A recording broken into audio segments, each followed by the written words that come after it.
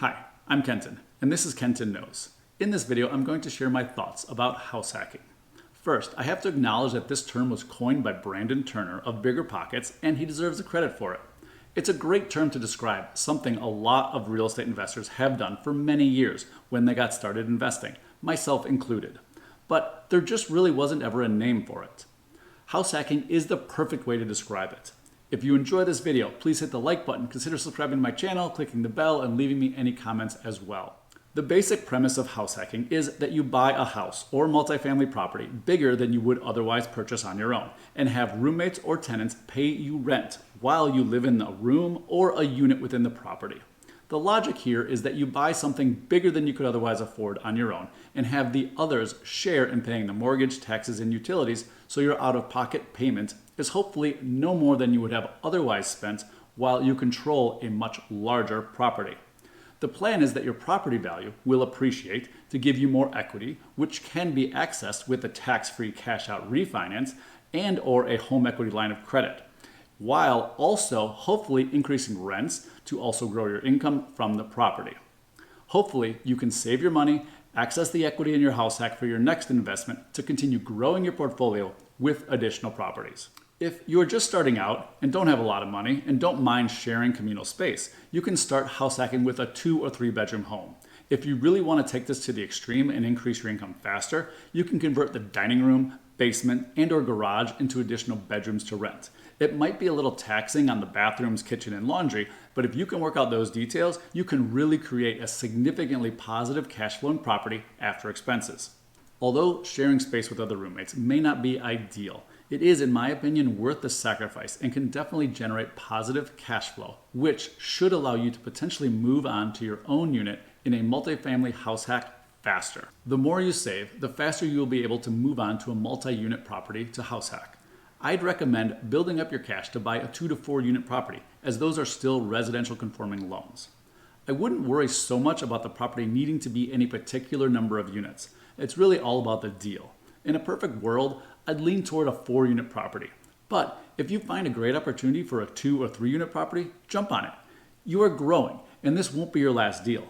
I simply try to choose the best deal available based on location, work required, the expected rents, expected value of the property after completing any rehab work, and the future of the area. If you can buy properties that have a positive cash flow and offer a great return on your investment, that is the property to choose. House hacking a multifamily is great because you will have your own private space. But if you bought it right, you will pay less than the market rent, as the other rents will hopefully cover part of your expenses while you are living in a unit. I did this on my first 3-unit building back in 2003. I lived in the most expensive unit in the building, which was the top 2 floors in a building less than a block from Wrigley Field. So I definitely had to chip in quite a bit to pay the expenses. But I really enjoyed living there, and I learned a lot about residential property management and rehabbing. I highly recommend this type of house hack as a great way to learn the business before you grow bigger. Let's start by talking about how house hacking will give you experience buying real estate. Since you will be an owner-occupant, you should be able to qualify for a lower down payment, and you'll go through the full purchase process. You'll start by searching for properties with a real estate agent and or on your own. Remember that researching the area and property is also important. In Chicago, I always check zoning, building violations, and court cases when applicable, which are all available online. You should also check to see if there are any property tax exemptions, such as a senior freeze or something that will go away after you close. Be sure to do your own research on the market rents for the units in their current state and what you would expect them to be when you rehab them if you intend to do any work. Then, armed with all this knowledge, you can determine what a fair price would be for the property. Start your negotiation low and don't overextend yourself by paying more than you feel comfortable paying. You should find a price that you would expect to make money or cash flow if you weren't living there. But it really is okay to pay a little more for a place you'd actually enjoy living at, even if it isn't the best investment decision. You don't want to be miserable in your house hack just because it was a good investment. Buying your house hack will give you valuable experience and knowledge of the negotiation and purchase process, which will only help you more with your next property purchase. This first house hack will also teach you how to manage rental properties. First, since you live on site, you are there to handle and learn from every issue that arises. I can remember when I started out, every issue seemed much larger than it feels after you become more experienced. Second, you can start to build your support team for various trades like HVAC technicians, plumbers, electricians, painters, and a handyman as you need them. Third, you're on site to collect rent and talk with your tenants, which will give you experience developing the type of relationships you'd like to create with your tenants. Fourth, you can do all the showings, which will be fairly easy to schedule since you live at the property. Fifth, you'll be on site to coordinate tenant turnovers. Being on site will allow you to be very involved in each property management issue that arises, and it will build your confidence and experience so that you will grow and you will hopefully be more comfortable addressing these issues remotely for your future property investments. Next, let's talk about how your house hack will teach you about the financial aspects of rental property.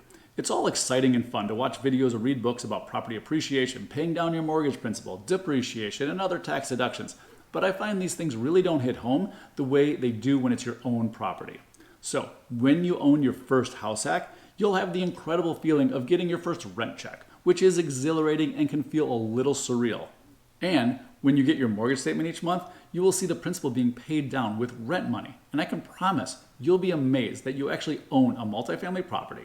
It's a crazy good feeling, and house hacking is such a great way to get started and learn the business.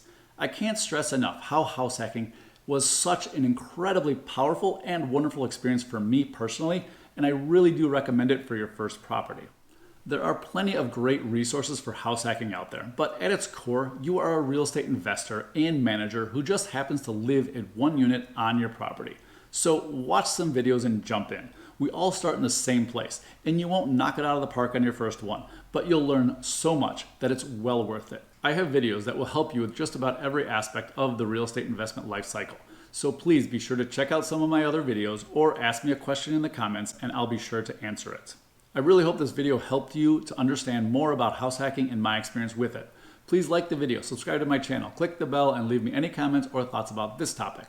Also, please check out my other videos and let me know of any other content you'd like to hear from me about. Thank you for watching. Kenton Knows.